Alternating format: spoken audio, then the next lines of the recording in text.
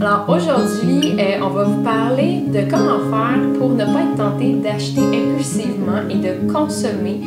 Et on est dans la nouvelle maison de Laurie. Fait qu'on change d'environnement aujourd'hui. On vous apporte ailleurs. Justement, de déménager, ça fait prendre une prise de réflexion sur plein de choses, du genre que j'avais encore beaucoup de choses, même si je pensais avoir fait un grand désencombrement. Et puis, tu sais, quand on déménage, quand on a un nouvel environnement, tout ça, des fois, on a envie de redécorer ou on a envie de... Repartir à zéro. Ouais, c'est ça, exactement. Fait que des petits trucs pour ne pas faire ça, ou si, justement, si on a besoin d'acheter quelque chose, ben, comment le faire de façon intelligente. Le premier truc qu'on a à vous parler, c'est la réflexion. Parce que quand on tend vers un mode de vie un peu plus minimal, on a une réflexion finalement qui vient avec chaque achat. Donc, acheter devient un peu plus stressant parce qu'il y a toujours une réflexion, puis c'est toujours si j'achète ça, est-ce que je vais vraiment l'utiliser? Est-ce que j'en ai besoin? Est-ce que ça va me rendre? Est-ce que c'est pour combler un vice? Est-ce que c'est pour me rendre heureuse? Fait que c'est important d'avoir la réflexion quand on a une impulsion de chercher pourquoi en fait on veut cet objet-là. Ça se peut que ça soit vraiment parce qu'on en a besoin.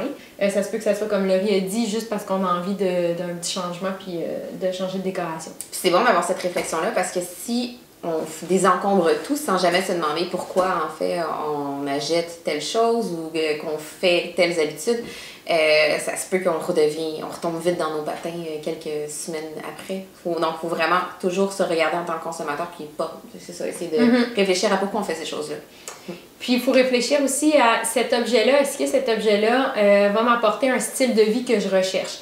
Exemple, on voit beaucoup de monde où avec tout le yoga, le Lululemon de ce monde, aller acheter des vêtements de yoga parce qu'on aimerait donc faire du yoga, puis on a l'impression que si on s'achète des pantalons super de qualité, soit dit en passant, c'est vraiment des pantalons de qualité. J'ai les mêmes depuis comme 5 ans.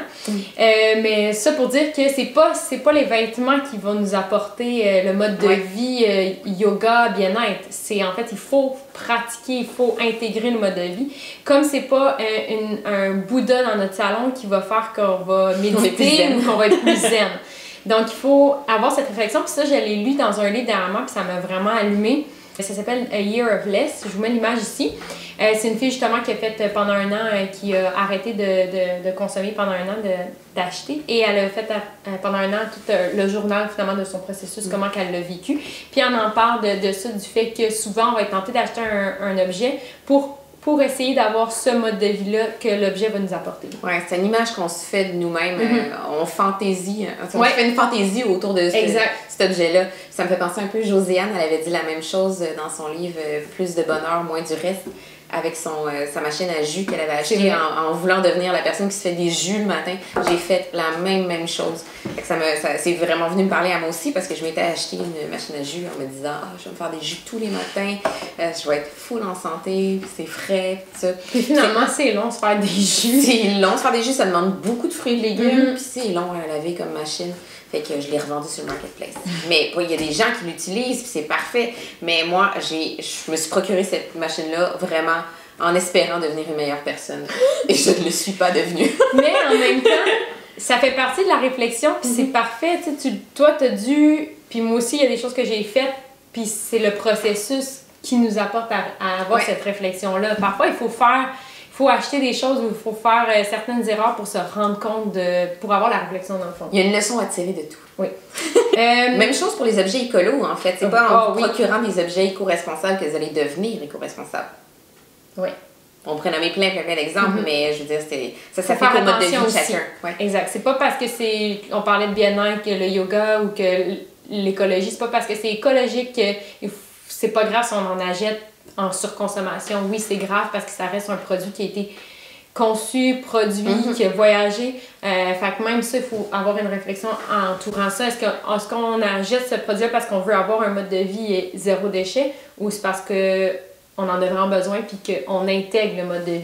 Oui, c'est ça. Ça correspond toujours au mode de vie de chacun. Ce qui est nécessaire à Stéphanie dans son quotidien n'est peut-être pas nécessaire au mien. On n'a pas les mêmes habitudes, on ne fait pas les mêmes choses au jour le jour. Donc, si vous voyez quelqu'un que c'est très utile pour elle, bien, ça peut ne pas vous convenir à vous aussi. Donc, toujours réfléchir à ses propres besoins. Ouais. Ensuite, notre autre point serait de se faire une liste. Donc, de se faire une liste autant pour ce qu'on parle des cadeaux de Noël ou quand c'est les anniversaires ou tout au long de l'année, on se fait une liste de ce qu'on pense qu'on aurait besoin, on le note. Puis on laisse un peu le temps aller, en fait, pour justement pas faire un achat impulsif. Même chose pour les vêtements. Des fois, on se dit, j'ai plus de vêtements. Et... Puis là, on pogne un buzz, puis comme, faut tout changer notre garde-robe. Oui, mais vérifiez, est-ce que c'est des pantalons qui vous manquent? Est-ce que c'est des chandails? Est-ce que c'est quelque chose pour faire des combinaisons? Donc, faites-vous une liste de ce qui vous manque vraiment. Comme ça, si vous sortez magasiner, vous ne partirez pas en fou pour vous acheter plein de morceaux qui, finalement, ne feront même pas des mix and match avec ce que vous avez déjà. Pensez, en fait, de justement conserver la liste. Faites attention aux vendeuses. Je me suis fait personnellement avoir la dernière fois que j'ai été magasiner parce qu'on m'a proposé un vêtement qui m'irait bien. Puis là, j'étais dans mon élan de comme, ouh, j'ajoute une nouvelle chose. Puis finalement, j'ai retourné le vêtement après. Parce qu'un coup à la maison, ça n'avait pas rapport pourquoi j'ai acheté ça. Mais. L'adrénaline est partie. L'adrénaline, mais c'est la même chose quand on magasine en ligne. Ouais. Fait que oui, tu sais, on peut dire magasiner en ligne, vous allez être moins tenté, mais non, parce que souvent en ligne, c'est comme si tu achètes pour tant plus, tu vas avoir la livraison gratuite. Fait que là, on vous propose un autre item aussi qui pourrait bien aller avec celui que vous avez. Ouais. C'est marketing, en fait, tout ça. Puis c'est facile parce que toutes les compagnies embarquent là-dedans aussi. Donc c'est juste à nous, en tant que consommateurs, de faire attention à ça. Oui, fait que faites attention aussi quand vous magasinez en ligne de savoir vraiment ce que vous voulez, ce que vous regardez, en vous faisant une liste. Oui, vérifiez si vous n'avez pas déjà quelque chose à la maison qui pourrait servir pour remplacer cet système-là. Donc, par exemple, je sais pas, vous avez besoin d'un nouveau vase pour mettre des fleurs. Je parle d'un item qui est absolument pas nécessaire, mais peut-être que vous avez déjà un cache-pot, vous avez déjà un pot maçon qui pourrait servir à cette fonction-là.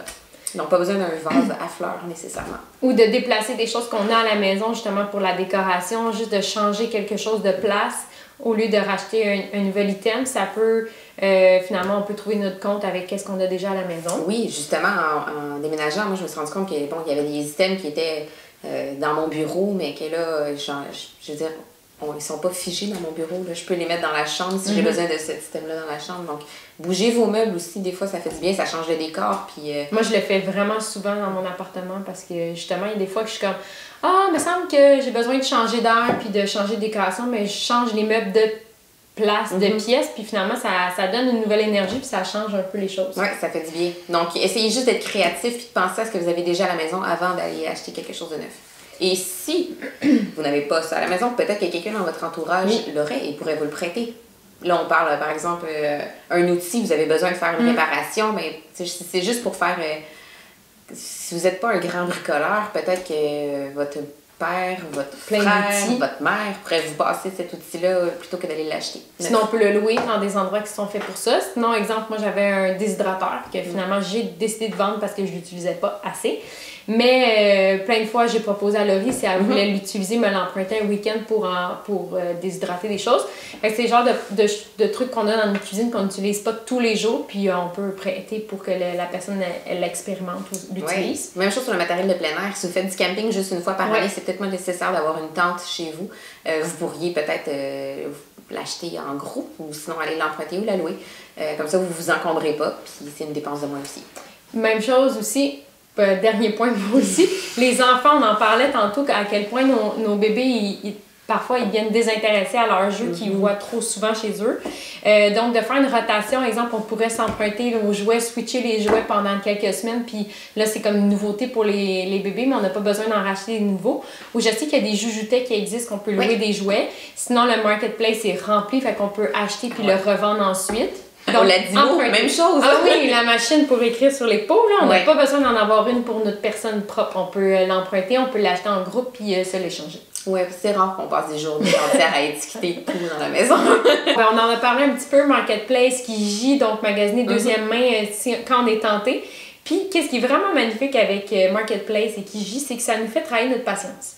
Parce qu'il n'y a pas tout ce qu'on veut maintenant. Donc, il faut, quand on se fait une liste, on le sait d'avance ce qu'on veut, donc on commence à magasiner d'avance tu l'as vu pour ta maison, tu as meublé une bonne partie de ta maison avec des choses que tu as trouvées usagées. J'achète juste usagé maintenant parce que c'est financièrement plus avantageux et puis parce que je peux trouver des pièces qui sont plus uniques aussi, qui existent déjà sur le marché. On pourra faire une vidéo là-dessus si ça vous intéresse. Dites-nous-le, on pourra faire une vidéo sur les trouvailles de Laurie. Mon fameux Papasan dont vous nous demandez souvent sur les Instagram. Le grand divan. Oui, où est-ce que j'ai trouvé, mais ça m'a pris, je pense, à peu près 6 mois de recherche sur le marketplace de Facebook pour trouver celui exactement que je voulais à mon goût, à un prix que je trouvais raisonnable de payer aussi. Donc, oui, il faut être patient. Il faut être patient, mais en même temps, ça fait aussi passer l'impulsion parce que des fois, on se dit, j'ai besoin de ça. Mais si on y réfléchit ou, tu sais, des fois, on prend quelques temps pour y penser, puis des fois, on fait comme, non, finalement, je le veux pas vraiment. On a parlé de tout ce qui était matériel, mais si on parle de publicité, en fait, pour ne pas être tenté d'acheter, nous, personnellement, on se désabonne de toutes les infolettes qui ne sont pas pertinentes pour nous ou qui nous créent des besoins. Exemple, les grands magasins, ça arrive des fois, ils demandent de s'abonner pour avoir, exemple, un rabais. Mais après ça, on continue à recevoir leur infolette, puis il y en a qui en envoient 2 par jour, au moins 3, avec des 4 par semaine. C'est des promotions qui sont alléchantes, puis tu fais comme, faudrait que j'en profite là, si je veux quelque chose. Fait que ça crée un besoin souvent. Parce que la tentation est toujours là dans notre vie au quotidien. Il y aura toujours quelque chose, que ce soit quand on regarde la TV ou sur Instagram, les influenceurs aussi.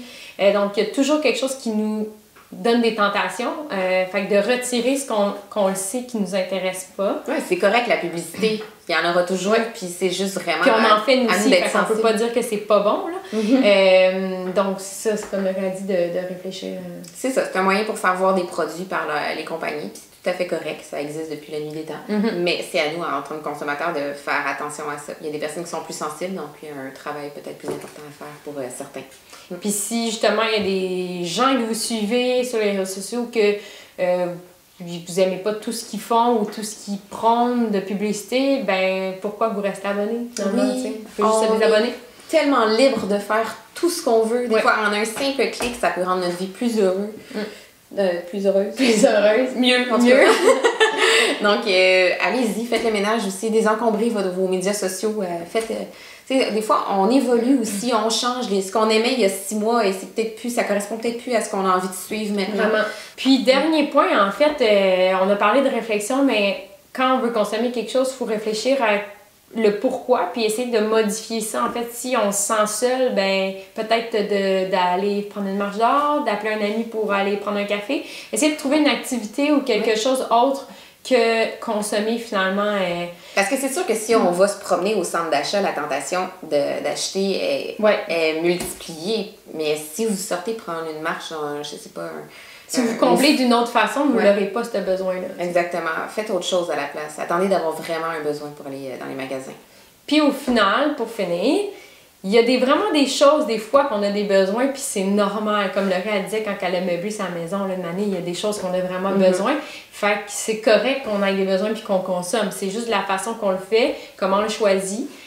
Donc, c'était nos petits trucs à nous pour ne pas consommer, nos trucs à nous qu'on a trouvés avec le temps. Qui fait qu'on est capable d'avoir un mode de vie qu'on consomme moins, mais mieux. Oui, puis ça va vous faire économiser aussi de l'argent. Vraiment beaucoup d'argent. Ce qui est une bonne chose. Plus de vacances. Donc, on espère que ça va vous donner des trucs pour la nouvelle année pour partir sur le bon pied. Oui. Puis c'est pas, juste un petit mot aussi, quand vous désencombrez, faites attention aussi de ne pas les recombler après ça. Tout ce vide que vous allez avoir fait. On vous en parle dans... Habituez-vous au vide. Habituez-vous au vide. On aime le vide. Faut l'apprivoiser. Et on commence l'année finalement avec notre chaîne YouTube en vous présentant quelques vidéos qui sont dans le même ordre d'idées, sujet. Donc, c'est à suivre pour les prochaines.